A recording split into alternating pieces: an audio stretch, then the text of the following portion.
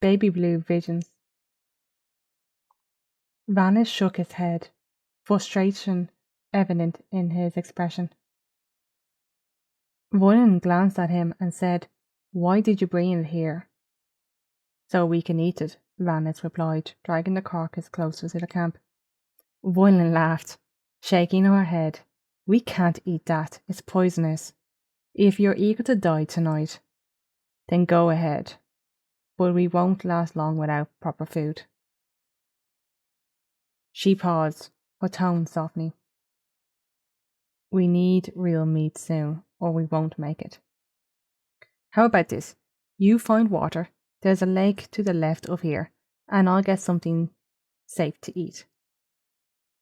As she spoke, Vanis caught a faint flash of light in the corner of his eye. He turned back to Voylan, but she had vanished, disappearing into the shadows without a trace. His instincts kicked in, and he quickly dragged the carcass further from the campsite to avoid attracting predators. Following her instructions, Vanis set out for the lake, but something nagged on him. Curiosity got the better of him, and instead of heading to the water, he diverted his path towards where Voylan was last seen. As he ventured deeper into the woods, a strange figure caught his eye. In the distance, he saw the silhouette of a woman. Her hair glowed faintly in the dim light, and for a moment Vanis froze. The figure looked eerily familiar. Her hair, her stance, it reminded him of Elendra. He moved closer, cautiously yet drawn in by the feeling he couldn't shake. As he neared, he saw her body shift, her features twisting. To his horror, the woman transformed into a wolf. The creature dashed into the forest before Vanis could react. His mind raced. Was that really Elendra? He hesitated, on the verge of retreating, but something in him refused to back down. Determined, Vanis followed her trail, weaving through the trees. He soon found her in the clearing, the wolf tearing into the deer's carcass. Blood dripped from his muzzle, staining the ground beneath. Slowly, the wolf began to shift, and before his eyes, Elendra stood once again, in her human form, taking shape amidst the moonlight forest. At that moment, Vanis shouted, "Voylan!" His voice echoed through the forest, and the woman's eyes widened, her hands sparkling with energy. She cackled, the sound sharp and mocking. "So you figured it out." Vanis' heart pounded. As he stepped forward. "Why did you attack her? Why did you pretend to be her? What do you really want?" The smirk on her face deepened, and before his eyes, Elendra transformed back into Voylan. Her voice shifted, taking on the same mocking tone Xanathus had used. "What do you want?" "You'll soon find out," she sneered, before turning and running towards where Xanathus was. Vanis hesitated, his mind racing. He quickly searched for his Gamelit, hoping for some guidance or system that could help him figure out what to do next. But there was nothing. He realized with a sinking feeling that Elendra would reach Xanathus first. Conflicted, Vanis walked into the opposite direction, his heart heavy. Was the real Voylan alive? Was she dead, or perhaps held prisoner? He wasn't sure, but the questions gnawed at him. The deeper he went into the forest, the more he doubted his choices. At one point, he considered heading to a nearby town for answers, but then changed his mind. He had to find Xanathus. He must know the truth. With that, Vanis sprinted in the direction of Xanathus and his people. When he arrived, he saw Xanathus with his sword drawn, fire circling around him as the heat scorched the ground. Vanis readied his own sword and shouted, "It wasn't Voylan. She's a mage. She took Voylan and pretended to be her." Xanathus glanced at Elendra, who was now barely holding back a smirk. "What did we talk about last time we spoke?" he demanded, his fury hands raised, his gaze locked on Elendra. Elentra, her face still twisted with amusement, cackled. You got me. Flames erupted from her hands as she summoned fire, aiming it towards Xanatos. But just before the flames could consume him, they flickered out, and she lunged at him in her wolf form. Her jaws clamped down on his arm, and Xanatos screamed in pain, struggling to break free. Please, Xanatos gasped, blood pooling around his wounds. I just want Voilin back. Can't we work something out? I want her safe, with our people.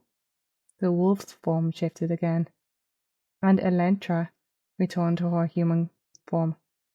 She stood over Xanatos, her expression unreadable.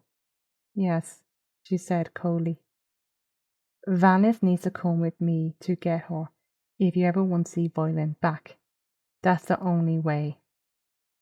Vanis stared at her, icy determination in his eyes. Elentra glanced back at him with a smirk, and she then turned to Xanatos and spoke. Do we have a deal? Xanatos turned to Vanis, desperation in his eyes. Please. Only you can bring Voilin back. Help her. Vanis tightened his grip on his sword and nodded. I will. He turned to Elentra, who let out a cold laugh. Good, she said, her voice dripping with amusement. Let's go. Without another word, they vanished, reappearing in the dark forest, which Vanis had foreseen Marion and Voilin. Vanis walked slowly behind Elentra, his hands gripping his sword hilt as he watched her every move, to prepare for whatever might come. He sprinkled fire salt on his blade, the flames flaring briefly before settling. His eyes never left Elentra as she led the way. If I wanted you dead, you'd already be gone, she cackled, glancing back at him with a smirk. Then, without another word, she pressed forward, guiding him deeper into the forest. The air thickened with swirling winds and choking smoke, making it harder for Vanis to breathe. As they pushed through the trees, the forest grew darker, more oppressive. Suddenly a twig snapped behind him. Vanis spun around and saw a tall, shadowy figure looming in the mist. Its face was hidden behind a mask, a half blue and half white. Elentra, Vanis called out, but when he turned around to look for her, she had vanished. His heart raced as his eyes flickered back to the dark figure. To his shock, Elentra now stood by Onlis' side. Onlis raised his hand, murmuring incarnations under his breath. Vanis found himself frozen, unable to move as Onlis approached. With a flick of his wrist, Vanis was violently flung into the tree. Pain exploded through his ribs as he struggled to breathe, every breath shallow and strained. Before he could react, Onlis lifted him in the air, the branches of the nearby trees wrapping around his limbs, binding him tightly to the trunk. He was trapped, helpless, as Onlis loomed closer. Elentra lingered in the background, her eyes gleaming with amusement. Onlis bent down, lowering himself to Vanis' height. His voice was low, menacing hiss.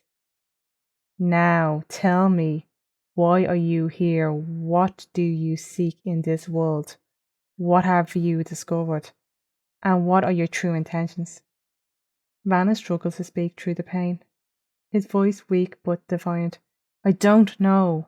I'm trying to figure it out, he muttered, his thoughts racing. I don't believe you, Onlis roared. You will tell me the truth or you will die.